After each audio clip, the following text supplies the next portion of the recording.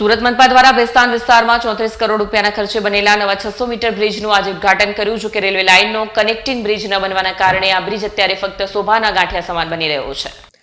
સુરત મનપા દ્વારા ભેસ્તાન વિસ્તારમાં 34 કરોડ રૂપિયાના ખર્ચે બનેલા નવા 600 મીટર બ્રિજનું આજે ઉદ્ઘાટન કર્યું.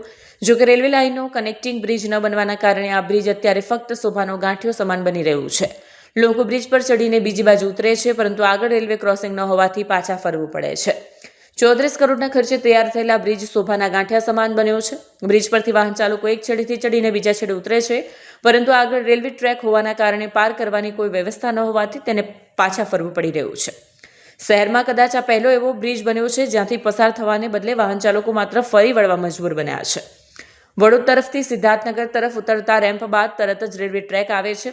સિદ્ધાર્થનગર રેલવે બ્રિજનું કામ હજુ માત્ર 56% પૂરું થયું છે અને આ કનેક્ટિવિટી પૂરી થવામાં હજુ અંદાજે 2 વર્ષ લાગી શકે તેમ છે.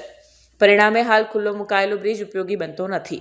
સ્થાનિકો મજાકીય અંદાજે કહે છે કે જેમ બાળકો લસરપટ્ટીની મજા લેવા દાદર ચડે અને નીચે ઉતરે તેવી જ રીતે વાહન ચાલકો આ બ્રિજ પર ચડી ઉતરી ફરી પાછા જાય છે. નવીન ફ્લોરિન જંકશન બ્રિજ પણ હાલ લસરપટ્ટી સમાન બની ગયો હોવાની ટીકા થઈ રહી છે.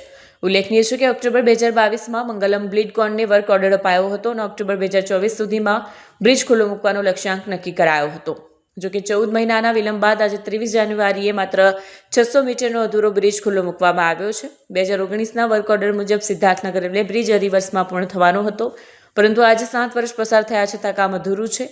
કામમાં થયેલા વિલંબને કારણે પાલિકાની તિજોરી પર 15 કરોડ રૂપિયાનો વધારાનો બોજ પડ્યો છે અને સમગ્ર પ્રોજેક્ટનો ખર્ચ 59 કરોડથી વધીને 74 કરોડ રૂપિયા સુધી પહોંચી ગયો છે.